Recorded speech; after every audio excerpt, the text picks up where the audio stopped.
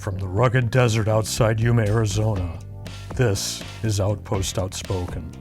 Outpost Outspoken is the official podcast of U.S. Army Yuma Proving Ground, which conducts natural environment testing of military equipment in Arizona, Alaska, and the tropics. Hello, I'm Mark Schauer. Developmental testing of military equipment is Yuma Proving Ground's primary mission, but the post also hosts training for soldiers, Marines, and civilian law enforcement. Luis Arroyo, who retired from uniform as Sergeant Major of the Military Freefall School at YPG, is today Chief of the Training and Exercise Management Office. Luis, thanks for being here today. YPG is the busiest test center within the Army Test and Evaluation Command, but how much training do we do? Believe it or not, even though it is the busiest test center, there's still room on the range to do other activities. As for our primary purpose is to support tests, the way we support tests is to ensure that the units that come out here to train are transparent to and non-conflicting with test operations. And on a yearly basis, you'll see anywhere between 35 to 45 training units come through here, anywhere from between 3,500 and 4,500 warfighters coming through the installation. Most of the people won't notice it, won't see it, because that's how we execute our mission, is to make sure that these things are generally transparent. How do you manage to find the efficiencies to allow these training units to do their activities while test is in progress? It's understanding the operating environment here in YPG, operating the tempo in each one of the range, being COFA or Cibola, understanding what potential capabilities, areas of lesser use may have. We set the stage and the conditions for successful execution, but sometimes we tell the customers that probably is better done at other installations other than YPG. Now, some of these training exercises that we do support, though, they're complex, multi-day events with numerous ground and air elements participating. Right now we have a Marine Corps Infantry Battalion assembling on Fob Laguna. So by the end of, by Monday morning, people has gone to home over the weekend. Fob Laguna is quiet. When they show up Monday morning, they'll see a lot of Marines out in Fob Laguna. And that is a complex operation because the number of ranges, live fires, events off the installation they are supporting. And our office takes care of making sure that everything is synchronized and that there is no effect to test missions to the best of our abilities. And I think we've been fairly successful at that, not having to end up test mission being canceled because a training unit wasn't away. It's counterintuitive, but the fact that YPG is not primarily a training range gives you some flexibilities when a unit wants to come here to train, right? Everything on YPG is a test range. Our office follow all the guidance and procedures in accordance to Army Regulation 385-63, which is range safety, and all the publications within the same family of range safety publications. And what we have done, we condition certain areas within the test range to look like, smell like, or sound like it would be a standard range on the Mother Army or the Mother Marine Corps. That way we can reduce the errors of users if they were absent of things that they will encounter in their installation. Like, for example, GP gun positions here in YPG, unless you know that project and you are at that site, there's really nothing that tells you, left limit, right limit. It's all done by little stakes and geodetic surveys, and that's just test operations. But when you have a infantry company or infantry platoon at a range, you want to make sure those weapons effects are oriented in the right direction. There's standard Army/Marine Corps professional education to be able to make these things happen safely.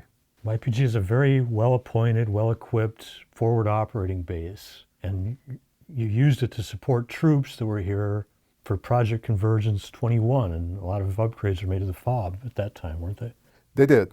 Segue why we support training units at YPG. So take the training units to be our practice model, to be capable of supporting events like operational test command missions or Project Convergence. So really, we're here to support test. In the meantime, we're supporting training units to maintain our proficiency in managing complex operations like that. Project Convergence was straight our center line to be able to build the camp, operate the camp, set the conditions for the customers, the number of customers that were operating camp, and foresee requirements, set expectations of what we're able to meet, and holding our own feet to the fire. Because when we said this is what we're going to do, this is exactly what we're going to deliver. For Project Convergence 21, we did some substantial electrical upgrades to Fava Laguna, and those were done with the hands and shoulders of the team of personnel and other couple of people assisted us, and it was a great team building event. It was almost transparent. The Project Convergence 21 showed up and they just plugged into the wall, and it was like, oh great, there's a plug in there. You've also hosted civilian law enforcement agencies from time to time for training too.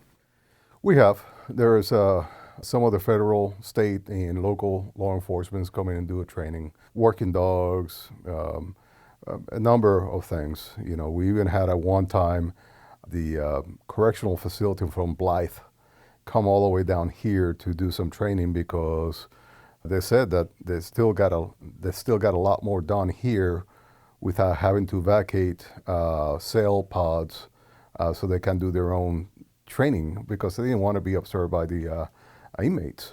And they came out here for a few days, and they said a lot of distractions were gone, and they were able to do a lot of training while we're down here. And you have infrastructure to support the training, mock villages, mock compounds. So sadly to say, the military working dog mission as we knew it in YPG has come to an end. The Army and the Marine Corps divested generally from the IED search dogs. They still maintain a military working dog capability, generally for either military police activities or for the Army, the mine detection dogs. So, and we still support military working dogs. It's not as a schoolhouse like we used to support before. It's now operational units coming through here.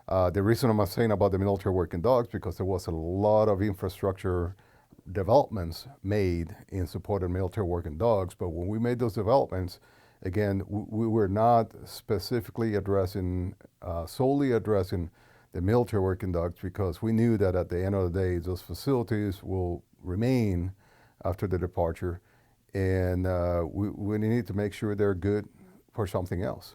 And even before that, we had test events using our villages and you name it, from ground-mounted system, vehicle systems, UAVs, soldier systems. They have tested on YPG, on our villages. Luis Arroyo, thanks for being here today. Thank you, Mark.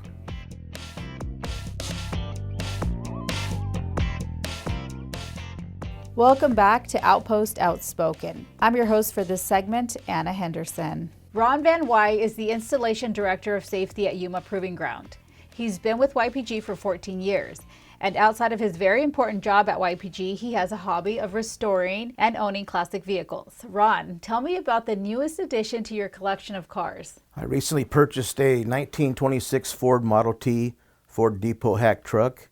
I brought it in from Missouri, and I did some finishing touches on it, and I've recently been taking it to car shows around Midnight at the Oasis, and recently took it to Imperial, California, where we won first place in Best of Show.